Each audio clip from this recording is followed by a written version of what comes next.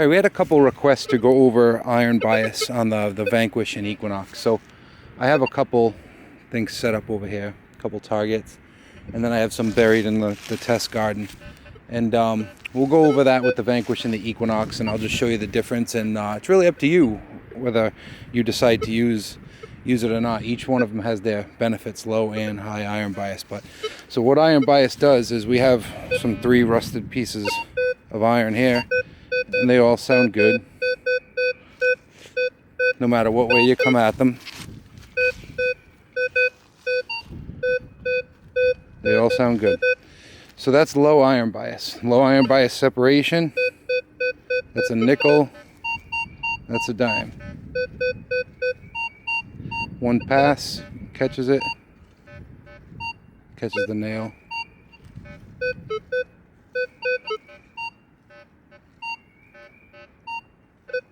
So you hear both. Okay, let's go to, that's low iron bias. Let's go to high iron bias on the Vanquish. Just hold the horseshoe button down for 2 seconds.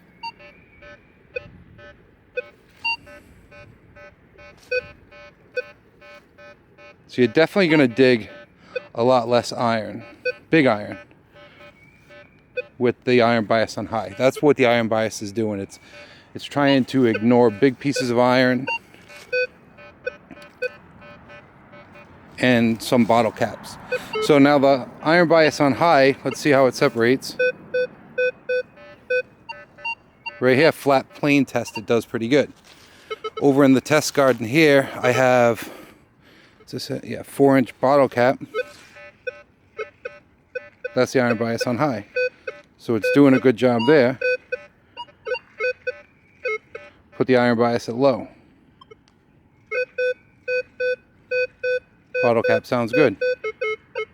Even coming off, you get a little bit of iron, but if you're on an iron sight, that doesn't matter. You're going to dig it anyway. So iron bias on high with, so this is a nickel next to iron. The iron is a little higher than the nickel.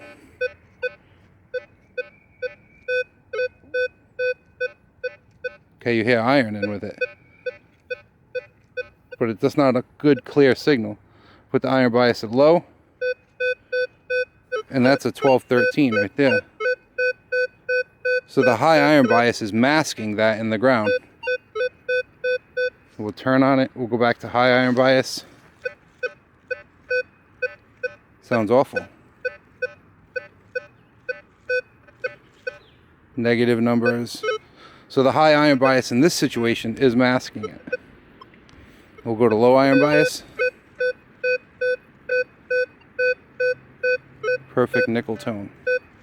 Okay, so high iron bias, yeah, I definitely dig a lot less big pieces of iron with high iron bias. This is on low. That's an axe head. This is some type of a spike, and this is just a rusted piece of iron, a sheet of iron. So it ignores it. It's got good separation. But you still might, you're still going to mask because it's doing it. This test garden, I think it's on its 4th year now. And that sounds really bad. And the numbers are really bad. And that's a nickel with some iron. It's a rusted nail, kind of like what's on the board over there. It's a nice 12-13 with the iron bias on low. One other thing I wanted to bring up was that this is an 8-inch SLQ. Some people on the Nox and Vanquish, they're notching out those last 2 segments, 39 and 40. Because sometimes big iron will come through there, a halo will break through. This is an 8-inch SLQ, so this is something to watch out for.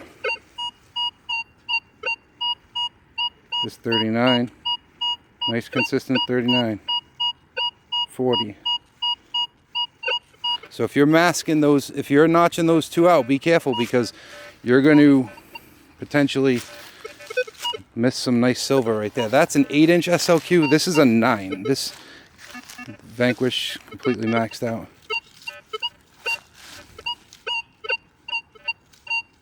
That's a tough one to hit. But that hits up there too, 39.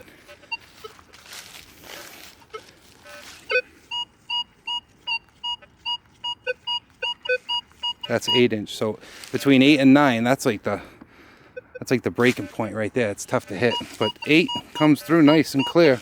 But you are up those 39 numbers. So if you're notching them out to try and ignore some halos or some big iron, be careful with it. Same thing with the Deus. People used to like to notch out the 97 through 99. But anything when it gets down that deep, you're going to be missing stuff. Okay, let me switch over. I'm going to go get the Equinox. All right, started off, we have sensitivity 22, recovery 5, F2 6, so high iron bias. And let's put the horseshoe on. All right.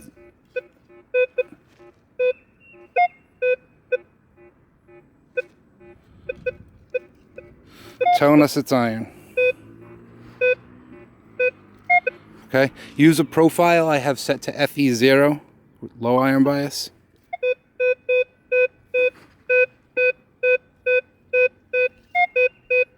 Letting the big iron through.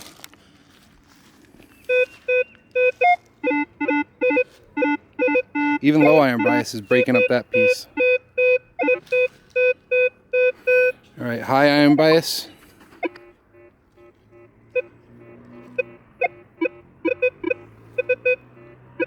Get away from it. High up. Blocking it out. All right, low. Oh, this is high iron bias, recovery, flat plane. Okay. Let's look at these. So 4-inch, is that the bottle cap? Yeah, that's the bottle cap. 4-inch bottle cap, low iron bias. Okay. 4-inch bottle cap, high iron bias.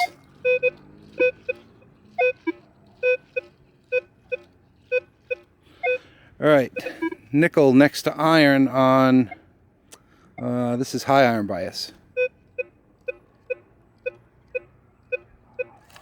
Same thing as the Vanquish, low iron bias. Lot cleaner on low iron bias. So it's a trade-off. It depends what you want to do.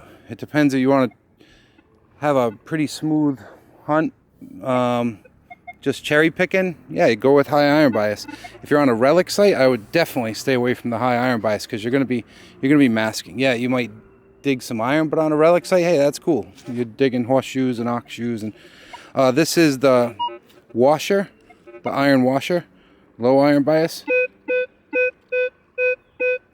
Coming up identical to a nickel. What does it look like when you turn on it? Same thing. You'll stop and be like, hey, that's a nickel. No, it's not. It's a big piece of, well, it's an iron washer. Probably 2 inches, 2-inch iron washer.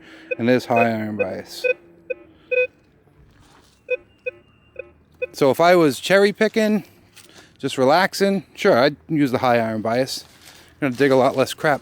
All right, the 8-inch SLQ. So this is the same thing as we showed with the Vanquish. Watching out for those notches. Let's see if the Equinox does the same thing. 3940. Now people like doing that on a lot of machines.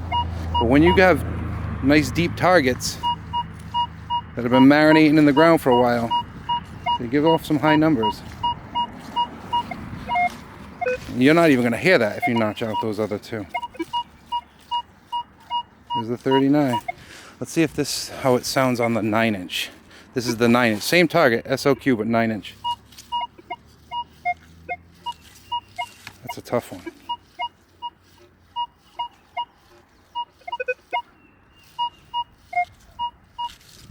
Put the sensitivity up a little bit. Let's try 23. Yeah, it still hits that 39. All right, everyone. Thanks for watching. Stay safe.